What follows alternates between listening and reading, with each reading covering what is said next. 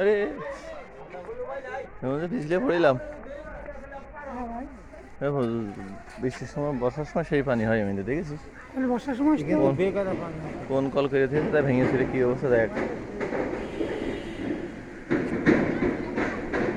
এই ওর মধ্যে যাইস না, তো ভিজলে যাও পরে যাক দিন বিয়ে করে ওই যা গেলে আর ওকে তুলতে পারবে না। কি ভালো বিয়ে শাদী করি না, বউ নেই কিছু।